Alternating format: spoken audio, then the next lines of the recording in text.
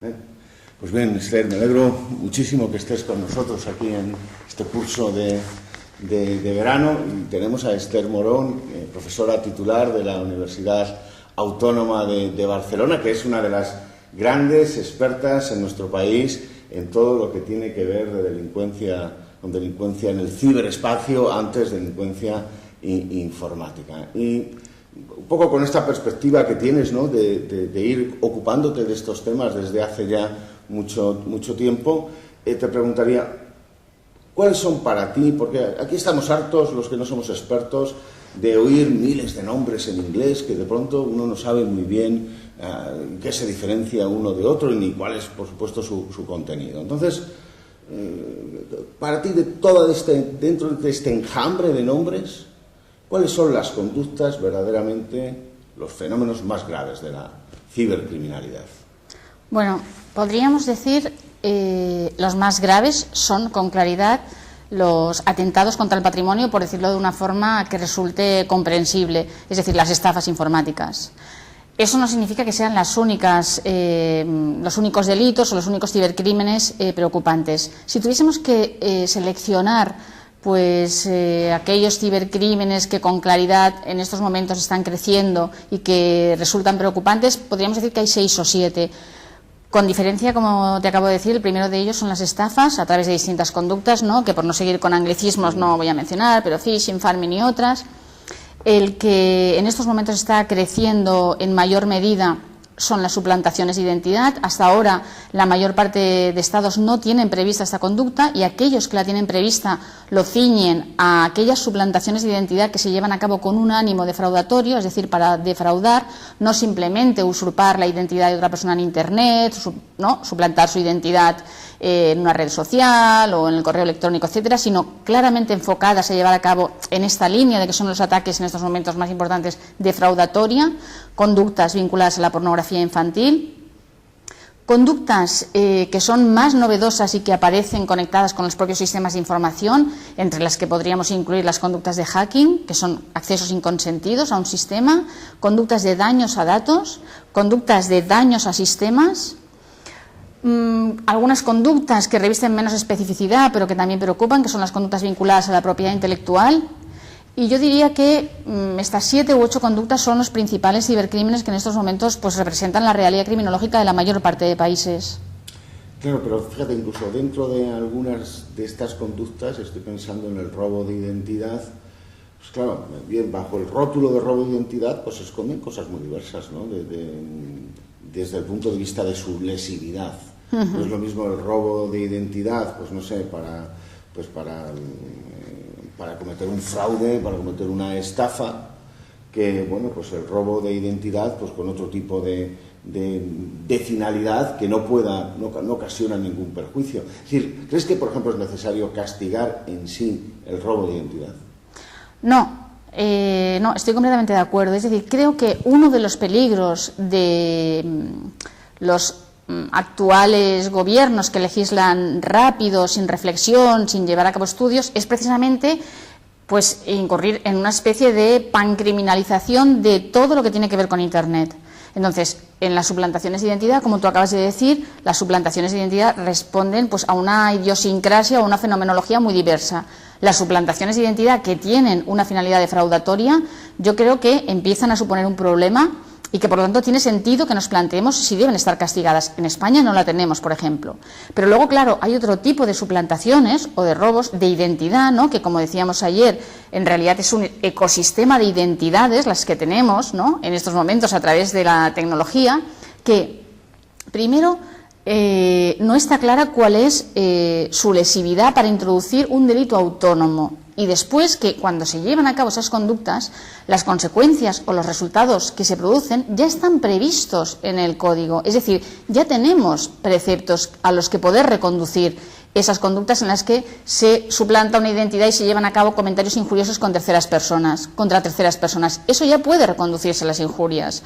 O en las que se suplanta la identidad y se llevan a cabo amenazas. Ya se puede reconducir las amenazas. Es decir, hay herramientas técnicas en estos momentos suficientes para dar una mínima respuesta a lo que se derivan de esas suplantaciones de identidad. Yo no veo claro que en estos momentos se tenga que legislar e introducir un nuevo tipo penal que castigue el robo de identidad, porque de momento además es que no tenemos ni suficiente, por decirlo de alguna manera, contracultura tecnológica. Es decir, la identidad en la vida analógica está claro qué es, y está claro qué instrumentos hemos adoptado para preservarla y para evitar que no la suplanten, el DNI, etcétera, ciertos documentos. Esto todavía en Internet no está tan claro cómo podemos hacerlo, y por tanto no está tan claro qué queremos proteger cuando introducimos, pues es un tipo penal que castigue la suplantación de identidad sin fines defraudatorios. Por tanto, no, yo no tengo claro que se tenga que legislar ahora con precipitación, no porque aparece todo esto y de repente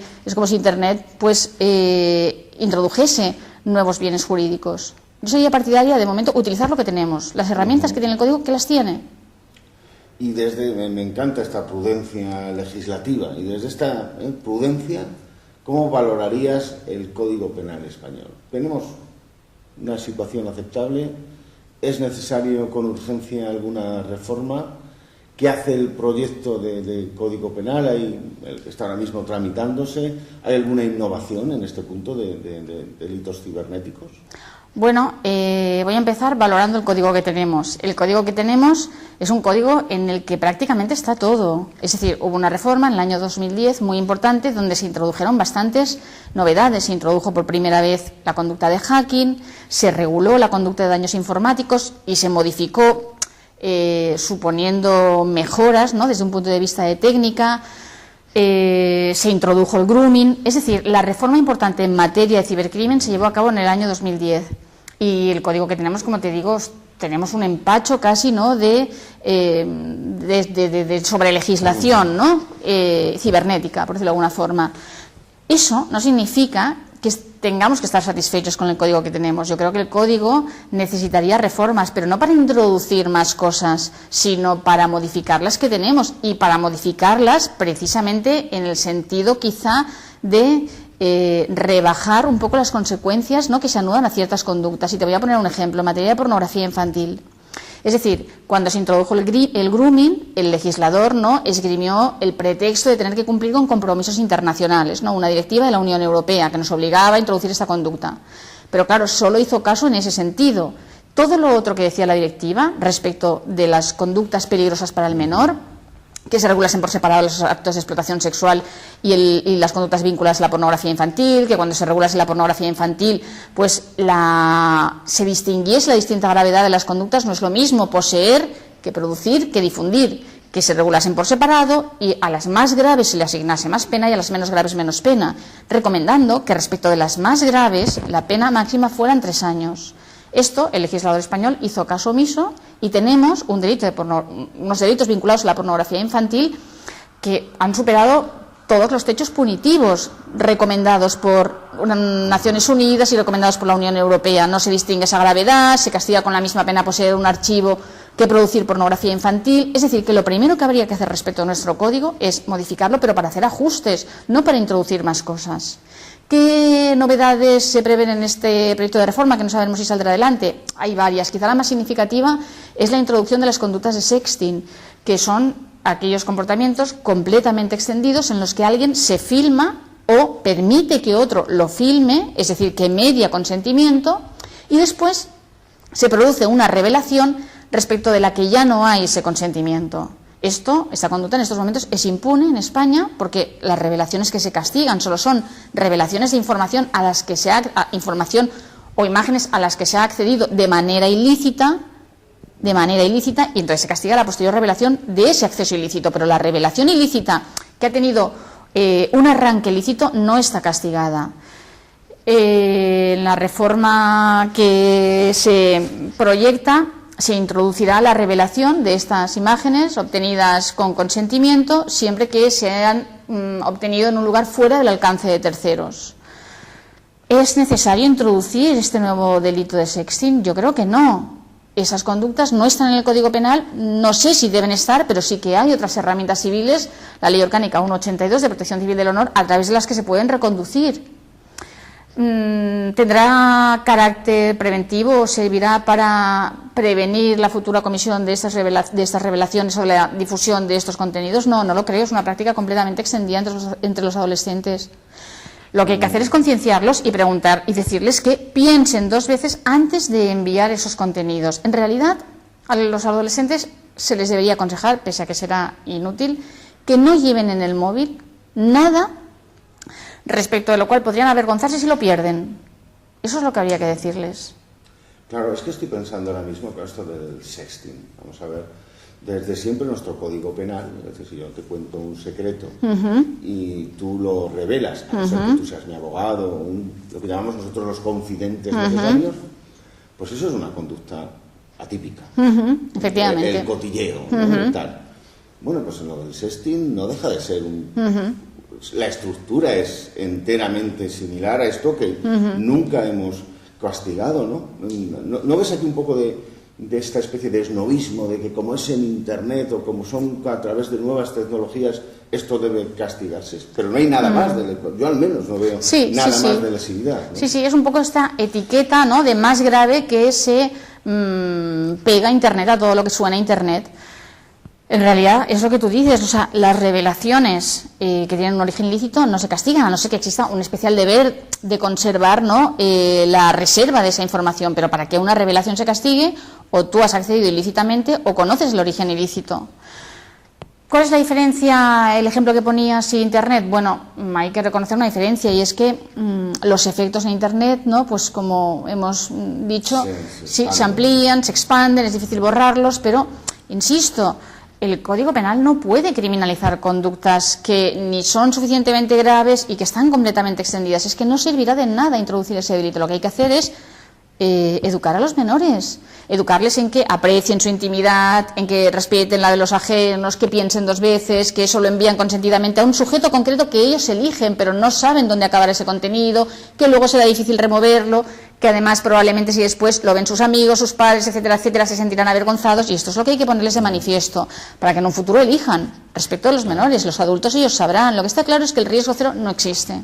Y este planteamiento, digamos, preventivo, y también de alguna medida, digamos nosotros, víctimo dogmático, que la víctima tiene que tener algún compromiso en la evitación del delito. ¿No se podría también trasladar a otros ámbitos como el hacking? Es decir, pues no es igual ser un hacker, y tú eres experta en hacker legalmente, que haya tenido que saltar un buen número de medidas de seguridad, que el hacking cuando no hay ningún tipo de medida de seguridad, ¿no? Sí, lo que pasa es que, claro, en realidad las conductas de hacking suponen acceder a un sistema solo, es decir, no se llega ni a acceder a los datos. Claro, acceder a un sistema que es, en principio, pues, insisto, el comportamiento, ¿no?, que se refiere a hacking, requiere cierta habilidad técnica. Entonces, en ese caso, está claro que lo ideal, nuestro código lo exige además, es que se interpongan cuantos mayores obstáculos, ¿no?, que cortapisen esa conducta, mejor.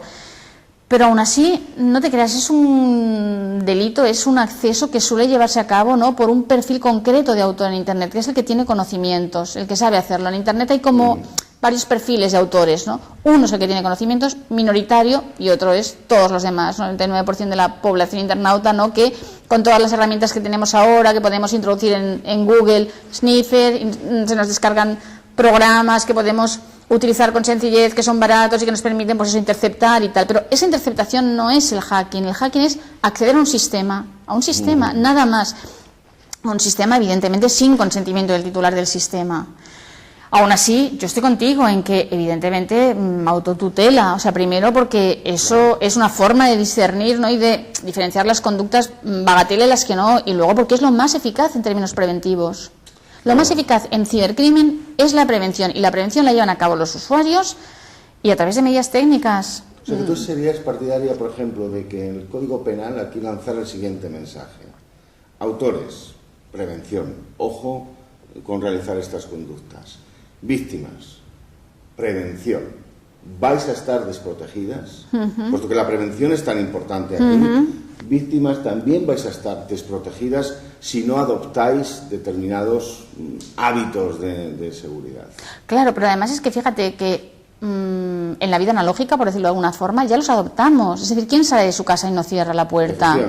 ¿no? O sea, ¿quién va diciendo los datos cuando te los preguntan por la calle? ¿Quién no lleva el coche a revisión? En cambio, todos funcionamos con que, bueno, los antivirus no sirven para nada, pero todos funcionamos con antivirus caducados, que seguimos manteniendo. Es decir, no tenemos una cultura de la seguridad como sí se tiene en la vida analógica, y esto es lo que tiene que llegar al final al usuario final. Él tiene que adoptar una cultura de la seguridad y él es el mismo tiene que evitar incurrir en ciertos riesgos, ¿no? Que de alguna forma, pues eso, faciliten la comisión de ilícitos. Es el primero que tiene que interponer barreras, pero porque de verdad que es que el Código Penal no previene en este sector casi nada, reprime, pero los efectos preventivos son muy escasos y los efectos preventivos son extrapenales.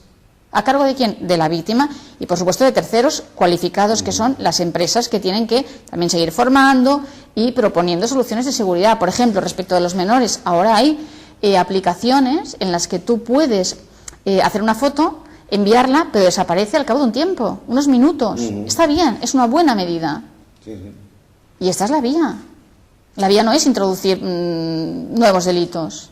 Efectivamente. Bueno, pues con esa énfasis en la prevención, pues damos las gracias, Esther, por haber estado aquí y haberte prestado esta entrevista. Bueno, pues muchas gracias a vosotros, a la universidad y a los organizadores de esas fantásticas jornadas. Muchas gracias.